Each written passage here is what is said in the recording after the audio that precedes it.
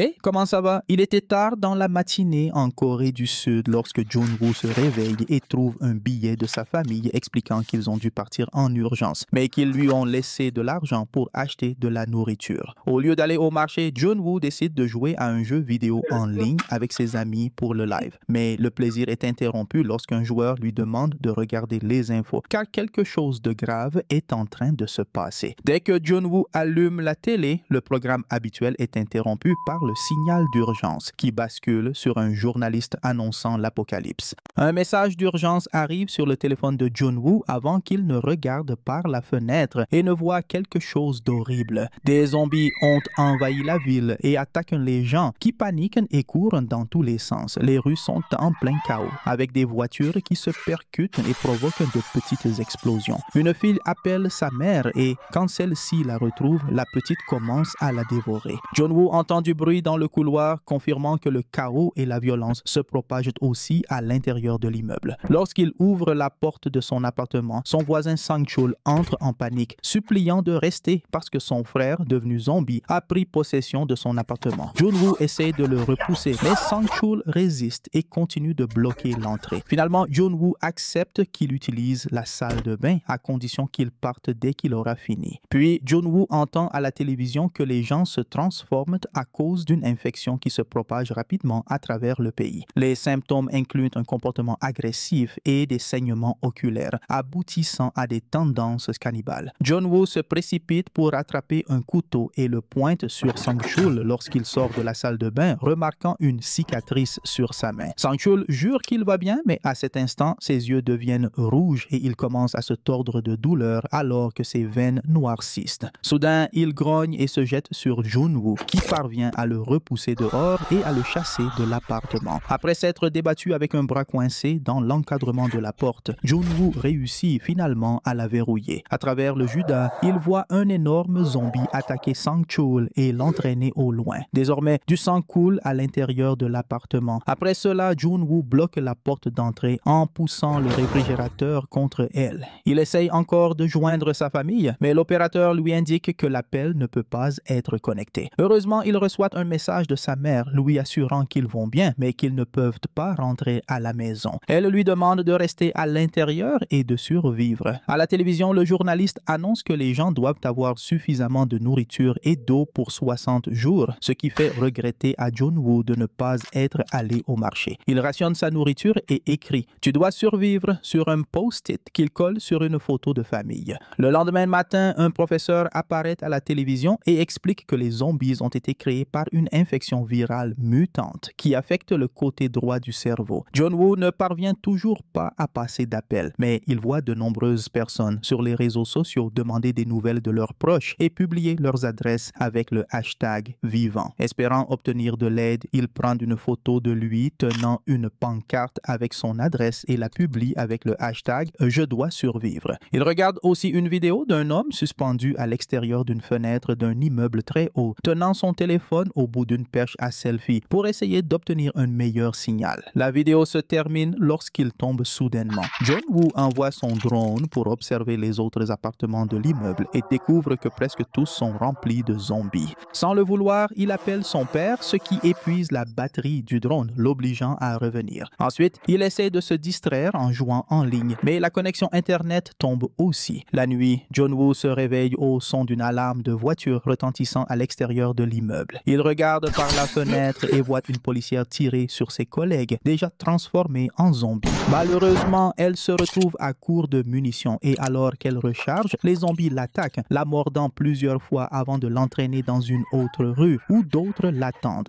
Jun-woo tente de crier pour distraire les zombies, mais il ne s'arrête qu'une seconde avant de continuer à dévorer la policière. Soudain, le gigantesque zombie de la veille commence à frapper la porte jusqu'à réussir à pousser le réfrigérateur et à l'ouvrir. Jun-woo court pour essayer de refermer, mais il n'a pas assez de force, alors il fuit sur le balcon et saute. Lorsque le zombie le suit, il perd l'équilibre et tombe du rebord, s'écrasant au sol, tandis que Jun-woo parvient à s'accrocher. Il regarde en bas et voit la horde de zombies d'avant, remarquant que la policière s'est aussi transformée. Après cela, il prend plus de précautions pour sécuriser la porte et se désole en réalisant que le zombie a détruit presque toutes ses réserves de nourriture en entrant. Cette Cette nuit-là, il enregistre une vidéo pour ses abonnés, expliquant à quel point il est terrifié par la situation. Au 7e jour, Jun-woo commence à boire l'alcool de son père et couvre les fenêtres avec du papier coloré pour ne pas être vu de l'extérieur. Les informations à la télévision expliquent que l'infection ne se propage que par contact avec du sang, donc une personne peut rester en sécurité tant qu'elle évite les morsures et les coupures profondes. Les zombies acquièrent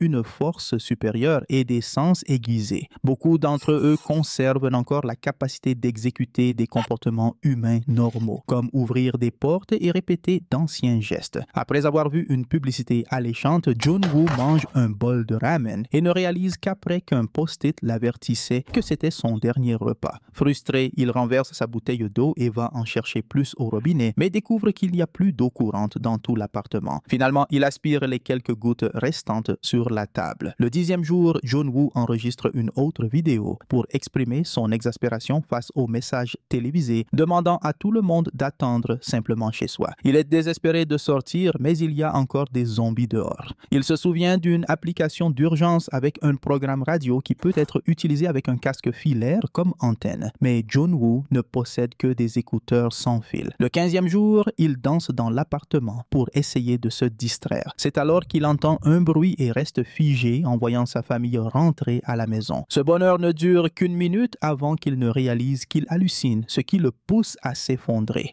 Il s'effondre au sol, complètement désespéré, jusqu'à ce qu'un enregistrement audio le surprenne. Jun-woo entend sa mère lui dire de rester à la maison, mais il y a beaucoup de parasites et il ne comprend pas le reste du message. En imitant le gars de la vidéo, il grimpe sur le balcon avec une perche à selfie et tente d'écouter le message tandis que les zombies attendent sa chute. Malheureusement, l'enregistrement se termine par une attaque de zombies contre sa famille, ce qui pourrait signifier qu'ils sont morts. Cela fait complètement perdre pied à Jun-woo, qui commence à détruire tout ce qui se trouve dans le salon. Mais cela ne suffit pas à calmer sa frustration. Il sort de l'appartement et commence à frapper un zombie avec un club de golf jusqu'à le tuer. Hurlant pour en affronter d'autres, il regarde au bout du couloir et aperçoit Sang-chul transformé. Jun-woo ne craint pas un seul zombie, mais son bruit en attire une horde entière. Il court vers l'ascenseur et ouvre la porte seulement pour voir d'autres zombies en sortir. Terrifié, Jun-woo s'enfuit immédiatement et parvient à se cacher à temps. Une fois la horde disparue, il commence à retourner vers son appartement. Un nouveau zombie apparaît à proximité, mais il est aveugle, alors Jun-woo attend qu'il s'éloigne avant de courir à l'intérieur. Dès qu'il verrouille la porte, les zombies entendent le bruit et se rassemblent à l'extérieur. Le 20e jour, Jun-woo court à la fenêtre en entendant des explosions et découvre que la ville est en train d'être bombardée. Pensant que c'est la fin, il enregistre une vidéo en disant simplement « bonjour » et « au revoir » avant de monter sur un tabouret pour abandonner. Alors qu'il attend la fin, un faisceau laser entre soudainement par la fenêtre et pointe vers le mot « non » sur une affiche. Jun-woo lutte contre la corde jusqu'à se libérer, puis lit les mots vers lesquels le laser se dirige, formant la phrase « ne sois pas idiot ». En regardant dehors, il découvre que Yoo-bin l'observe depuis son appartement avec des jumelles. Grâce à des gestes de la main, ils conviennent de se retrouver à 7 heures. En regardant l'appartement de Yoo-bin, il devient évident qu'elle est très organisée et dispose de plusieurs outils de survie. Elle a même installé un piège à l'entrée et partage son eau avec une plante. Le lendemain matin, Jun-woo dort trop longtemps et ne jette un coup d'œil par la fenêtre qu'à 11 heures. Yoo-bin a pitié de lui et vient lui faire un signe de toute façon. Avec des gestes et leur téléphone, ils échangent leur nom et quelques mots. À ce moment-là, Yoo-bin entend un bruit et dit qu'ils peuvent se revoir à 7 heures. Ensuite, elle attrape sa hache et se retourne, tombant sur un zombie coincé dans son piège. Après un instant pour rassembler son courage, elle l'élimine. Cette nuit-là, il commence à pleuvoir et Jun-woo ainsi que Yoo-bin placent des casseroles pour récupérer l'eau. Yoo-bin laisse aussi sa plante dehors. En regardant l'immeuble de Jun-woo, elle remarque que le 8e étage est vide. Le lendemain matin, Jun-woo se réveille tôt, mais il ne se sent pas bien à cause de la faim. Yoo-bin s'en aperçoit et essaie de lui lancer une corde sur le balcon en utilisant une balle, mais celle-ci tombe au sol. Jun-woo utilise alors son drone pour transporter la corde jusqu'à Yoo-bin. Dès qu'elle l'attache solidement des deux côtés, elle lui envoie un sac de nourriture avec un mot disant « mange lentement ». À ce moment-là, Jun-woo remarque que la balle a été attrapée par un zombie zombie pompier qui commence à tirer sur la corde. La table de l'autre côté est traînée à travers l'appartement et heurte Yoo-bin, la faisant s'évanouir. Maintenant que la table est coincée sur le rebord, le pompier commence à grimper à la corde. Jun-woo lance des bouteilles vides pour essayer de l'arrêter, mais aucune ne l'atteint. Lorsque les zombies commencent à frapper à la porte de son appartement, il se distrait et le drone chute, mais il parvient à en reprendre le contrôle juste à temps. Malheureusement, le pompier réussit à attraper le drone et à le détruire. Avant qu'il ne puisse continuer son ascension, Yoo-bin se réveille et lui tranche la main avec sa hache, le faisant chuter. Alors que Yoo-bin observe ses blessures dans le miroir, Jun-woo lui envoie un message lumineux sur son téléphone disant « Reste forte ». Un peu plus tard, Jun-woo se rend compte que ses provisions s'épuisent à nouveau et se rappelle qu'il doit survivre pour sa famille. Après avoir couvert ses pieds et sa tête, il quitte son appartement en pleine nuit. Il y a de nombreux cadavres dans les couloirs, dont celui de Sang-chul. Alors Jun-woo récupère ses clés tout en avançant silencieusement, car un zombie rôde à proximité. Il entre dans l'appartement de Sang-chul et prend de la nourriture dans le réfrigérateur, un casque audio, une veste et des talkie-walkies. Puis il remarque quelque chose sur le lit et soulève les couvertures, découvrant une femme morte. À cet instant, il est attaqué par le frère zombie de Sang-chul qui le projette au sol. Jun-woo parvient à utiliser la femme morte comme bouclier, ce qui lui permet de rouler sur le côté et de commencer à courir. Le zombie tente de le poursuivre, mais Jun-woo lance une barre de métal pour le ralentir et verrouille la porte en sortant. Après avoir pris une collation, Jun-woo coupe les fils du casque pour utiliser le connecteur comme antenne, mais malheureusement, l'application radio ne fonctionne pas. Il renvoie alors le sac à Yoo-bin avec un talkie-walkie et un peu de nourriture du voisin. Ils discutent un peu pour se soutenir mutuellement et Yoo-bin révèle qu'elle a aussi déjà pensé à en finir. Pendant le déjeuner, ils préparent des nouilles en même temps pour faire semblant de manger ensemble. Ensuite, ils passent tout l'après-midi à parler et Yoo-bin avoue qu'elle a peur du vide parce qu'elle est tombée quand elle était enfant. À ce moment-là, ils entendent un bruit et pensent qu'il pleut, mais en regardant dehors, ils découvrent que tous les zombies de la zone courent en même temps aussi. Comme ils envahissent les immeubles, les survivants essaient de rester silencieux au sol. Cependant, Yoo-bin fait tomber une étagère par accident, attirant l'attention des zombies. Terrifiée, elle pense que c'est la fin, mais Jun-woo se souvient que tous les appartements sont connectés et appelle le voisin de Yoo-bin. La sonnerie du téléphone éloigne les zombies de sa porte. Comme rester sur leurs étages respectifs devient trop dangereux, Yoo-bin parle à Jun-woo d'un appartement vide au 8e étage et ils conviennent de s'y retrouver. Jun-woo veut élaborer un plan, mais Yoo-bin utilise une table et une corde pour sauter par la fenêtre et atterrir en sécurité au sol. Les zombies se ruinent immédiatement sur elle, mais elle fait preuve d'une agilité impressionnante en esquivant en courant ou en les affrontant avec sa hache. Elle utilise même des portières de voiture pour attaquer les zombies. Alors qu'elle est sur le point d'atteindre l'autre immeuble, elle tombe accidentellement sur l'arme de la policière et la récupère. Un zombie lui saute dessus, mais avant qu'il ne puisse la mordre, Jun-woo frappe la créature avec son club de golf. Maintenant, le duo peut combattre ensemble et ils continuent d'éliminer les zombies tout en courant vers l'immeuble, essayant d'utiliser les voitures abandonnées comme abri.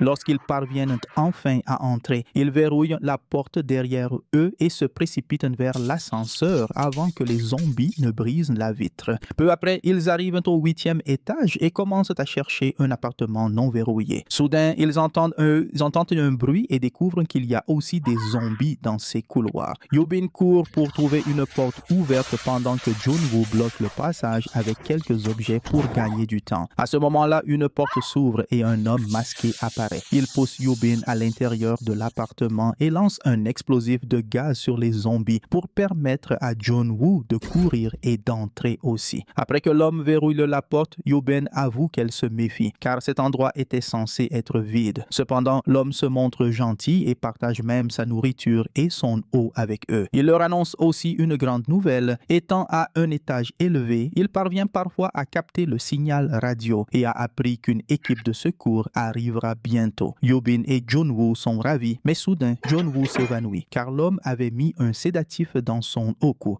Comme Yoo-bin n'a pris qu'une gorgée, elle est seulement étourdie. Malgré cela, l'homme parvient à lui attacher les mains et la traîne dans une autre pièce où il l'enferme avec sa femme zombifiée. Le sang sur les murs suggère qu'elle a déjà dévoré ignorer son propre bébé. En tirant sur une corde de l'extérieur, l'homme libère sa femme tout en expliquant qu'il veut simplement la nourrir pour qu'elle puisse survivre comme lui. À cet instant, Jun-woo se réveille et pointe son arme sur l'homme, lui demandant de reconsidérer son acte. Cependant, l'homme refuse de discuter et lâche la corde. Alors Jun-woo court pour l'attraper. Pendant que l'homme cherche un couteau, Yoo-bin continue de lutter contre la zombie qui tire si fort que Jun-woo finit par lâcher la corde. Il se précipite immédiatement vers la porte, mais il ne parvient pas à la déverrouiller et l'homme le repousse violemment. Yoo-bin place une couverture pour bébé sur le visage de la femme et les deux hommes s'inquiètent soudain lorsqu'ils n'entendent plus aucun bruit. L'homme finit par ouvrir la porte et Yoo-bin pousse sa femme sur lui, les faisant tomber tous les deux. Le zombie mord alors son mari qui l'enlace en lui disant « Je t'aime ». Avant qu'il ne puisse se transformer, Yoo-bin leur tire dessus, les tuant sur le coup. Les coups de feu attirent immédiatement l'attention de la horde de zombies dehors, qui commence à envahir l'immeuble. Yoo-bin tend l'arme à Jun-woo et lui demande d'en finir, mais au début, il refuse. Elle change d'avis en lui disant qu'il devrait mourir en tant qu'êtres humains plutôt que de devenir de la nourriture pour zombies. En pleurant, Jun-woo se prépare à tirer, mais à ce moment-là, ils entendent un bruit. Les hélicoptères de secours arrivent enfin. Déterminé à survivre, le duo lance un autre explosif de gaz dans le couloir et repousse quelques zombies pour se frayer un chemin jusqu'aux escaliers. Malheureusement, un grand groupe de zombies les poursuit rapidement et attrape Yoo-bin. Elle se défend avec sa hache, tandis que Jun-woo utilise un vélo pour bloquer le passage, lui permettant de se dégager de la pile de zombies. Jun-woo convainc Yoo-bin de courir vers le toit pendant qu'il leur fait gagner du temps. Yoo-bin grimpe rapidement, mais elle ne voit plus les hélicoptères. Après de nombreux efforts, Jun-woo parvient à faire tomber les zombies quelques marches plus bas et court vers le sommet, bloquant la porte du toit avec des escaliers. Lorsqu'il réalise que les hélicoptères ne sont plus là, il commence à crier « On est encore en vie », tandis qu'ils pleurent tous les deux.